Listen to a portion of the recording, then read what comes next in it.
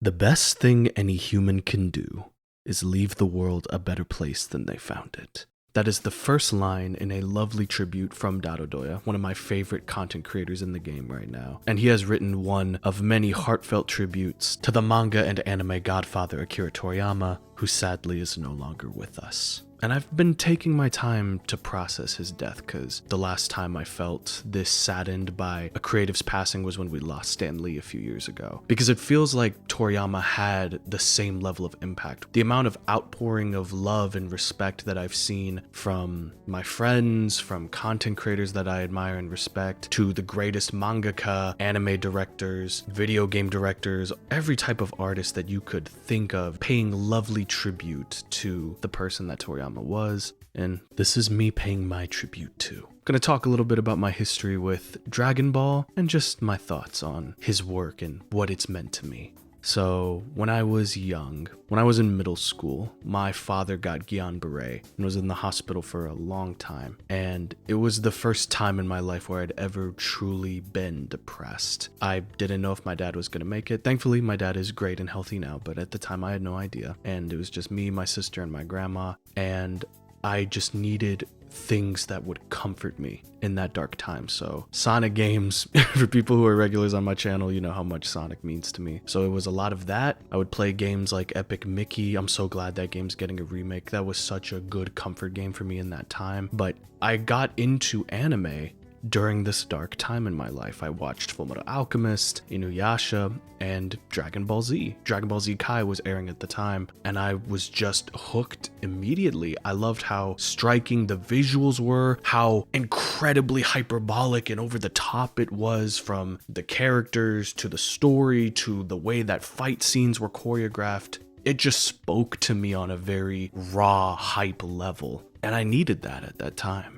So then I just went back to go through everything. I watched the original series, Z, GT, all of Kai, and I've just been hooked with Dragon Ball ever since those days. Was on Super. Whenever a film comes out, I try to see it in theaters if I can. Budokai Tenkaichi 2 was my game. That's one of my staple childhood games that I will always love. I was so addicted to Dragon Ball FighterZ at one point in time. I still love that game. I'm surprised I haven't done a video on it considering my channel, but Dragon Ball Super Broly, I love that film. Not just as an anime film, not just as a Dragon Ball film. That is one of my top 10 favorite films of all time. Everything I love about film, I feel is represented in Broly, from its action, its characters. It just speaks to me and is still one of my favorite films of all time now. Who's your favorite Dragon Ball character, by the way? Android 17 is mine. I've always dug the androids and their conception in Dragon Ball, and when they brought back 17 in Super and he just got to smoke everybody and be the MVP of the Tournament of Power, that is one of my favorite moments. Getting to see my favorite character have that crowning moment was unbelievably awesome. I've been a fan of Dragon Ball for most of my life, but then I've just been processing it and seeing all of these lovely soliloquies from actors of Dragon Ball, other famous mangaka, and just all of the people around the world that are giving their flowers to Toriyama, and the prolific amount of work that he has done. Toriyama worked on more than just Dragon Ball. He also did Chrono Trigger, Dragon Quest, Dr. Slump. There are so many projects that Toriyama was involved with that weren't just Dragon Ball, but his work and his influence, it didn't just change anime and manga, it changed culture. There are so many anime and manga that would not exist without the inspirations that they took from Dragon Ball. All of those young artists grew up watching Dragon Ball and then created their own lovely works of art from that.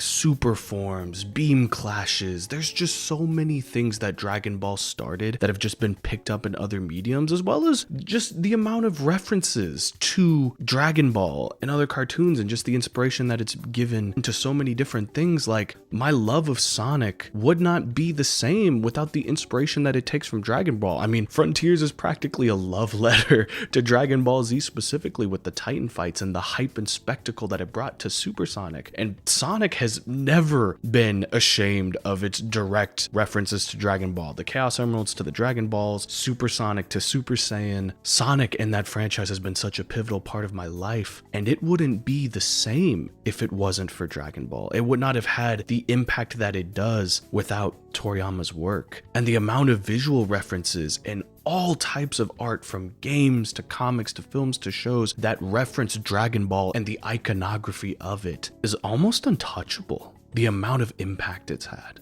So, Toriyama-san, thank you.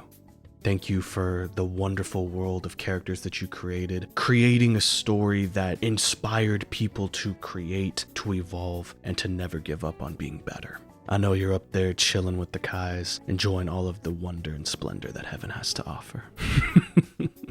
So let me know down below, what does Dragon Ball mean to you, and what will you remember most about the work of Akira Toriyama? Thank you, have a blessed one, and rest in peace, Toriyama-san.